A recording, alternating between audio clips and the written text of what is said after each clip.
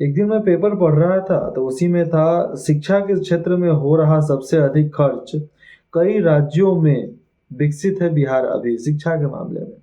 मैंने अपने इलाके से लेकर पूरा इलाके को देखा कि इतना रुपया करोड़ों रुपया जब खर्चा हो रहा है। प्रभात खबर में हमने पढ़ा था तो पैसा जा कहाँ रहा है। ठीक है, नई नई बहालियां हो रही है, अच्छी बात है। मतलब जो सही तरीके में होना चाहिए वो तो नहीं हो रहा है। जो टेक्नोलॉजी का इस्तेमाल आज के ज़माने में होना चाहिए ना, वो नहीं हो रहा है। मैं जो एजुकेशन में चेंजिंग चाहता हूँ, प्राइमरी स्कूल से लेकर ग्रेजुएशन लेवल के जितने भी कॉलेज हो गए उन सब का, नए नए यूनिवर्सिटी जो बन रहे हैं, नए नए कॉलेजेस जो बन रहे हैं, उसमें वो चीज़ की पढ़ाई करवाया जाए जो चीज़ बाहर अपने देशों में पढ़ाई नहीं हो रही है। उस चीज़ की नए नए रिसर्च फॉर्म लाया जाए, फालतू के चीज़ को छोड़कर एक नए व्यवस्था को ढंग किया जाए, जिसमें से प्राइमरी स्कूल हो गया। आज कोई भी स्कूल में इंटरनेट व्यवस्था नहीं है, इसका जिम्मेवार कोई दूसरा नहीं है, इसका जिम्मेवार हमारी सरकार ही तो है। हम मानते हैं कि टीचर लोग अपना अलग बात कर लिया था कि हमें इतना पैसा चाहिए, इतना पैसा चाहिए। शिक्षा व्यवस्था में पैसा जाता है, लेकिन आज बहुत स्कूलों में उनके इंफ्रास्ट्रक्चर को ठीक किया गया, बिल्डिंगें ठीक की गई, बिल्डिंग नया बनाया गया। बिल्डिंग नया बनाने के साथ उसमें टाइल्स लग रहे हैं, मार्बल्स लग रहे हैं। मतलब अलग अलग प्रकार से अलग अलग व्यवस्थाओं को ठीक तरीके से किया जा रहा है। लेकिन जो बीचवनिया जो लोग हो जाते हैं, जिनके वजह से पैसे को कई भाग में बांट कर भेजा जाता है, तो इस चीज़ को रोकने के लिए तो कुछ काम करना पड़ेगा। इस चीज़ को रोकने के लिए कुछ काम करना पड़ेगा। ऐसा होता है कि एक डील साइन हो गया, उसके अनुसार बाकी सब काम हो गया। मतलब इस स्कूल में ऐसा ऐसा काम करना है भाई, धर तुम काम करवा दो, उसके बाद से तुम अपना जितना पैसा होगा एडवांस ले लो, बाकी सब काम करने के बाद ले लो। और लेकर भाग गए तो तुम्हारी सारी प्रॉपर्टी बेच दी जाएगी, जहाँ जाओगे वहाँ गोली मार दी जाएगी। तो इस प्रकार से सब व्यवस्थाओं को ठीक करने के बाद सब ठीक होगा। लेकिन मैं अभी शिक्षा व्यवस्था की बात कर रहा हूँ, ठेकेदारों की क्या करूँ, सब तो ठेकेदारी हैं। तो प्राइमरी स्कूल की मैं बात कर लूँ तो प्राइमरी स्कूल में सबसे पहले ज़रूरत है कंप्यूटर ऑपरेटर, और कंप्यूटर ऑपरेटिंग सिस्टम हर जगह पर होना चाहिए। मतलब जहाँ पर एक बड़ा सा बोर्ड लगे, जिसके अनुसार उस पर स्मार्ट क्लास चलाया जाए। एक कंप्यूटर ऑपरेटर हो वहाँ पे जो सब चीज़ समझे, और उसकी ट्रेनिंग राज्य लेवल पर करवाई जाए। हर चीज़ की ट्रेनिंग उसकी करवाई जाए, ऑनलाइन हमेशा ट्रेनिंग हो, हर सप्ताह में उसकी ट्रेनिंग सेशन चले, उस प्रकार से उसकी ट्रेनिंग की जाए और तब जाकर उसको हर स्कूल में डाला जाए। इंटरनेट व्यवस्था सरकार देती है, भाग्य भरोसे किसी गांव में पहुंच पाता है, ये सही है। आप किसी भी गांव में मालूम कर लो, सरकारी तरीके से जितने भी वाईफाई के कनेक्शन गए हैं, सारे कनेक्शन टूट गए हैं। सारे कनेक्शन को मतलब 20 से क्रॉस हो गया, एक दिन टूट जा रहा है तो एक एक सप्ताह लग जा रहे हैं, फिर भी कनेक्शन वहाँ पहुँच नहीं पा रहा है।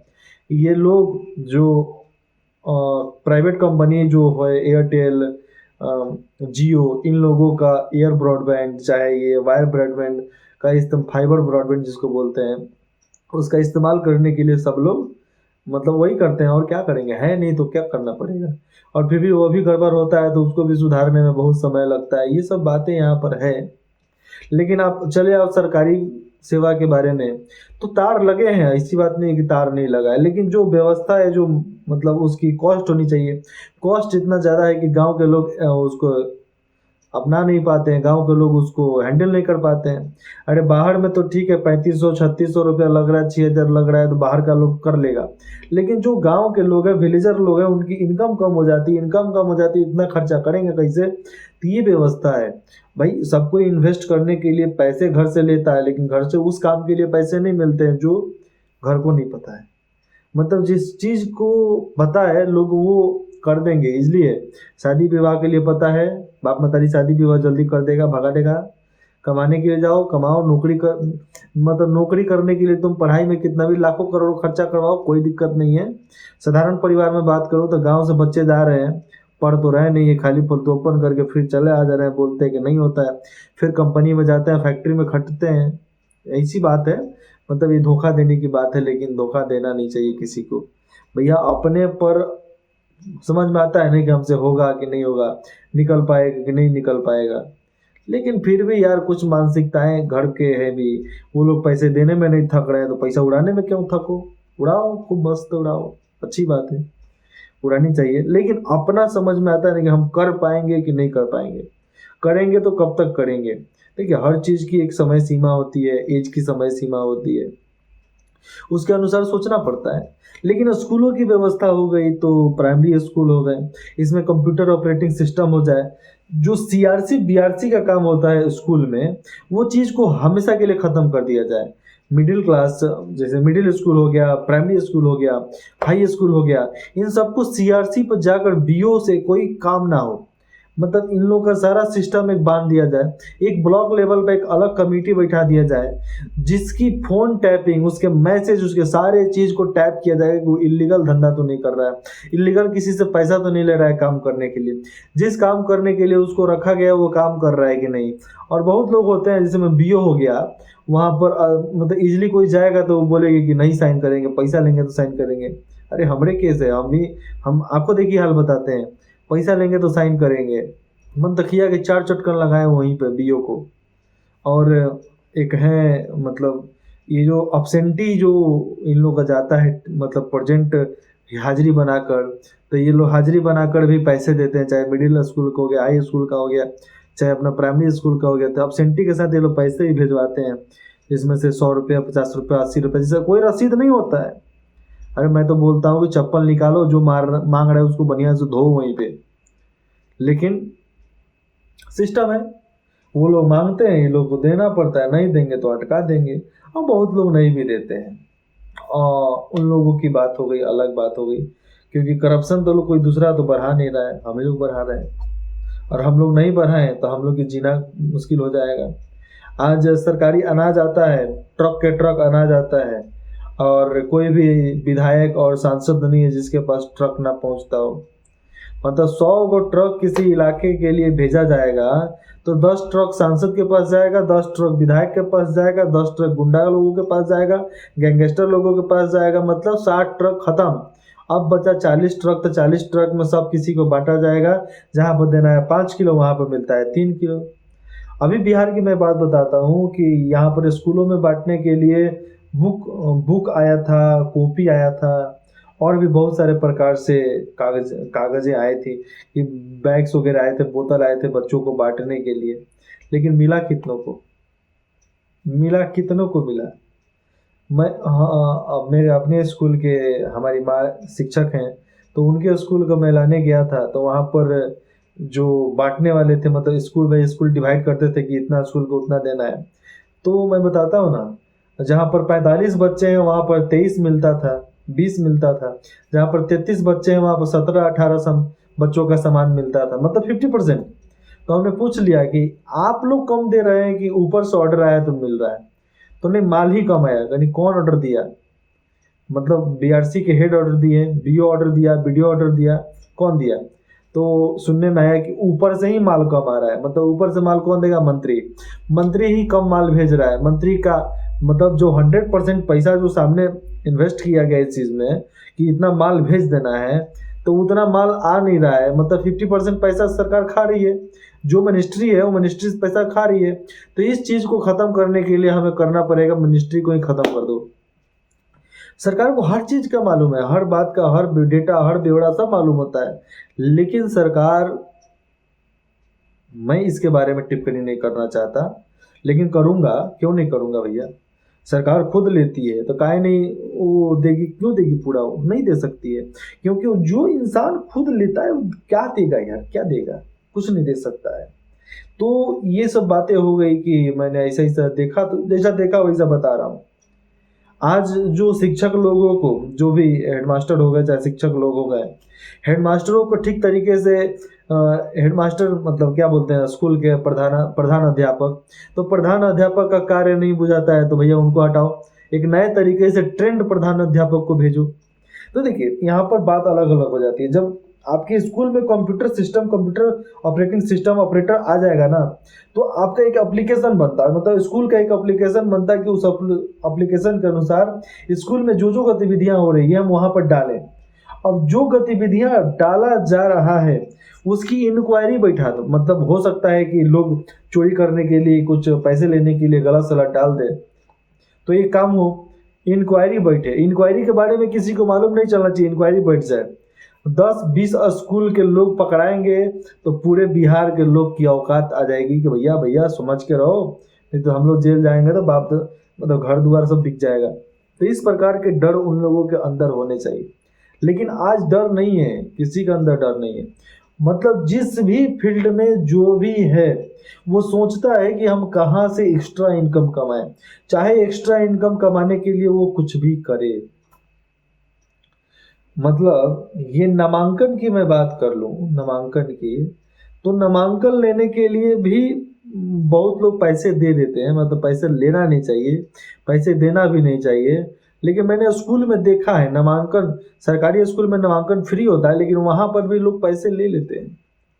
सीएलसी जो बंटता है, सर्टिफिकेट, ट्रांसफर सर्टिफिकेट जो स्कूल से मिलता है 5वीं पास करने के बाद, 8वीं पास करने के बाद, प्राइमरी और मिडिल स्कूल से, मैंने देखा है कई प्रधानाध्यापक को पैसे लेते हुए। मतलब वो फाड़ कर काट कर देंगे तो 10-20 रुपये चाहिए ही।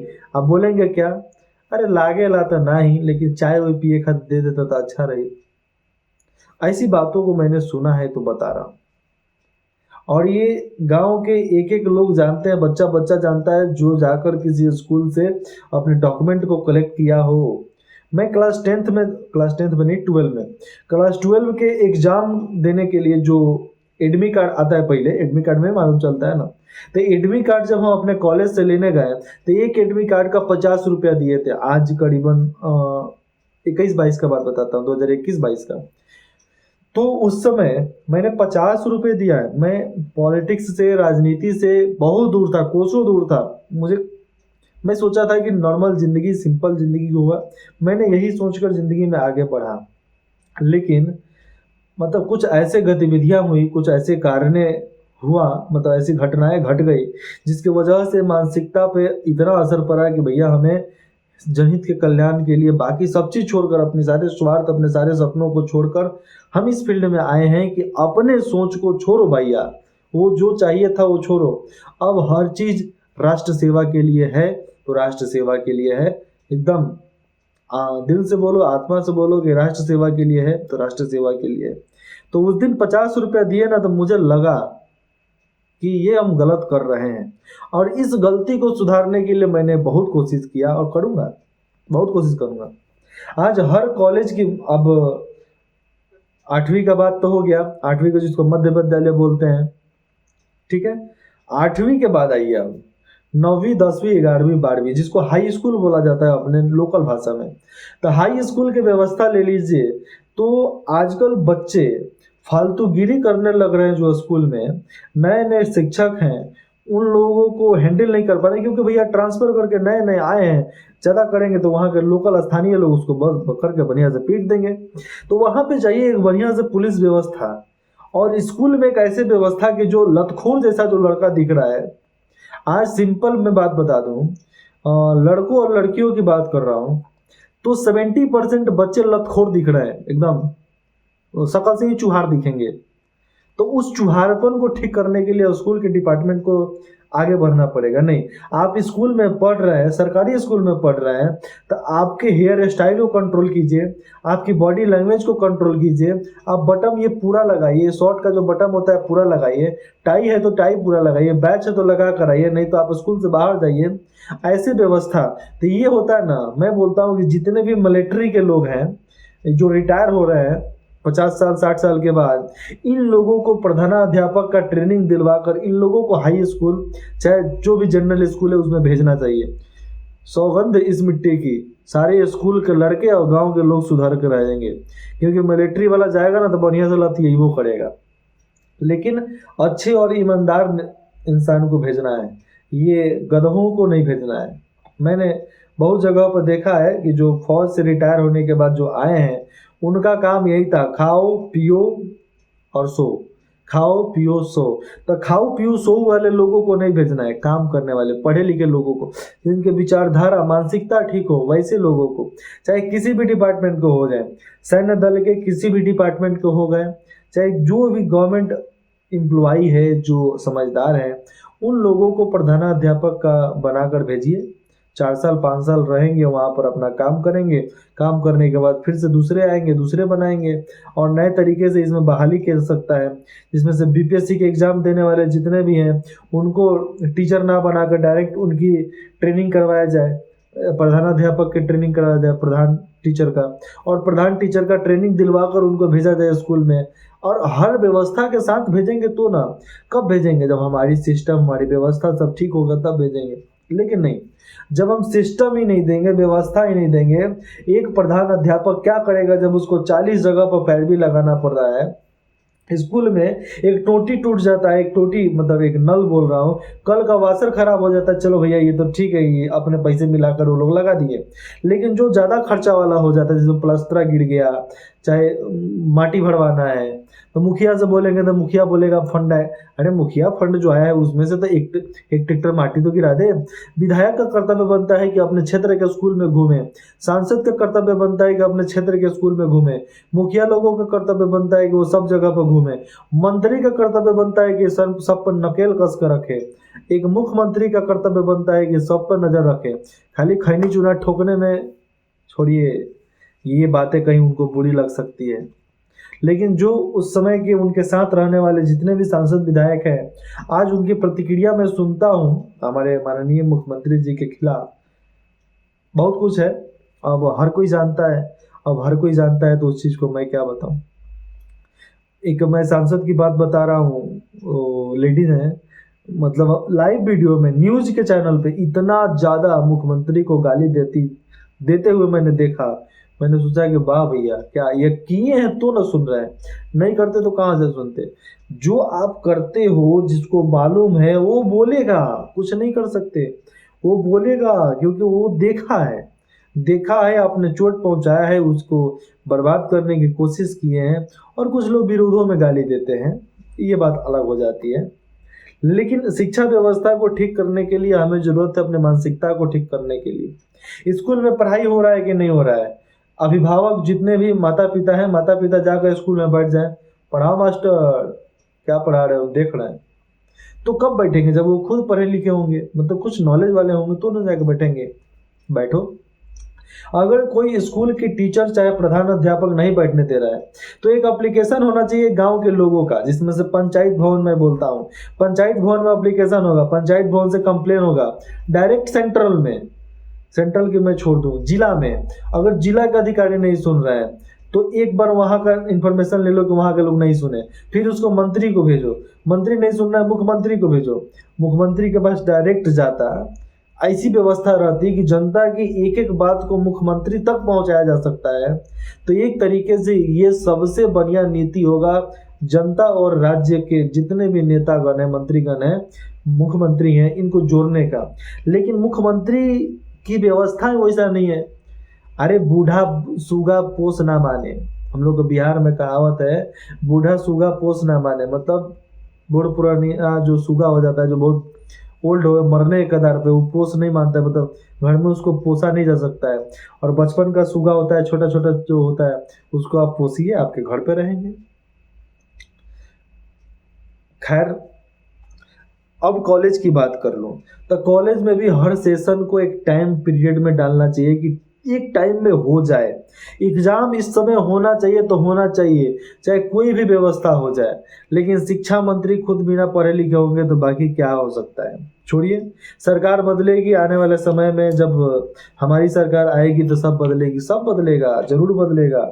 जो व्यवस्था हम चाहते हैं वो व्यवस्था हम लागू करेंगे और हर किसी की रजामंदी से लागू करेंगे, कोई रोक नहीं सकता है उसमें। मैं करप्शन को ख़त्म करने के लिए हर किसी के विचार को बदलूंगा, क्योंकि विचार को नहीं बदल कर हम करप्शन ख़त्म करना चाहे तो नहीं बदला जा सकता है। जो काम आसानी से हो जाएगा तो उसके लिए करप्शन नहीं किया हो सकता है, उसके लिए वो लोग रिश्वत ही नहीं देंगे। तो हर चीज़ को आसान करो।